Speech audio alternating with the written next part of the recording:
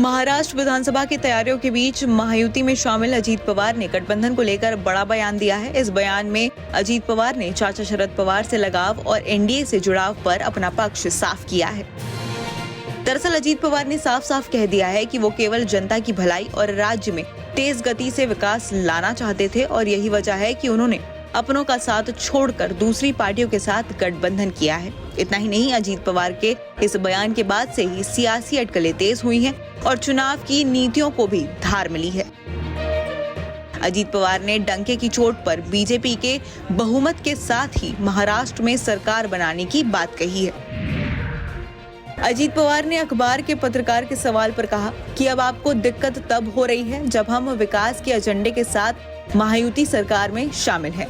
इस स्पष्ट रुख के साथ ही हम अपनी धर्मनिरपेक्ष विचारधारा से समझौता नहीं करेंगे। सभी एनसीपी विधायकों ने शिवसेना और बीजेपी के साथ गठबंधन का समर्थन किया। शरद पवार ने भी 2014 में राज्य में सरकार बनाने के लिए बीजेपी को खुले तौर पर बाहर से समर्थन दिया था। अजीत पवार ने कहा कि जब हमने गठबंधन पर चर्चा शुरू की थी तो हमने साफ कहा था कि हमारी विचारधारा धर्मनिरपेक्ष है और हम इस पर कोई समझौता नहीं करेंगे। लेकिन जब आप मुझसे ऐसे सवाल पूछते हैं तो मैं एक बात पूछना चाहता हूँ। कट्टर हिंदुत्ववादी पार्टी शिवसेना थी, लेकिन आप 2.5 साल तक शिवसेना के साथ सरकार में थे। मैं भी इसका हिस्सा था, तो तब ऐसे सवाल क्यों नहीं पूछे गए? तब धर्मनिरपेक्ष विचारधारा और प्रगतिशील सोच कहाँ थी? आपको याद दिला दें कि महाराष्ट्र में इस साल होने वाले विधानसभा चुनाव में दोनों तरफ 3 पार्टियों के गठबंधन के बीच टक्कर है। अजीत पवार की एनसीपी, शिंदे गुट और शिवसेना और बीजेपी के साथ मिलकर मैदान में है। शिंदे गुट और बीजेपी दोनों ही हिंदुत्व की राजनीति करते हैं, तो वहीं अजीत एंड कंपनी उस गुट से अलग हुई है जिसकी मुख्य विचारधारा सेक्युलर है। अजीत ने गुरुवार को यह साफ कर दिया कि वो अपनी मूल विचारधारा के साथ समझौता नहीं करेंगे।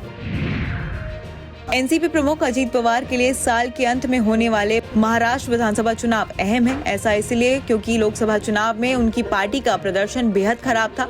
एक इंटरव्यू में अजीत पवार ने जोर देकर कहा कि उनकी पार्टी महायुति गठबंधन के तहत 60 से अधिक सीटों पर चुनाव लड़ेगी। लोकसभा चुनाव में अजीत की एनसीपी को महज 1 सीट मिली थी।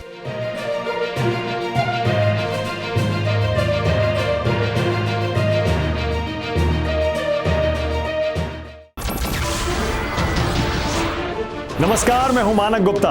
अगर आपको हमारा ये वीडियो पसंद आया हो तो इसे लाइक और शेयर जरूर करें और हाँ, हमें सब्सक्राइब और फॉलो करना ना भूलें ताकि आप देश और दुनिया की कोई खबर मिस ना करें।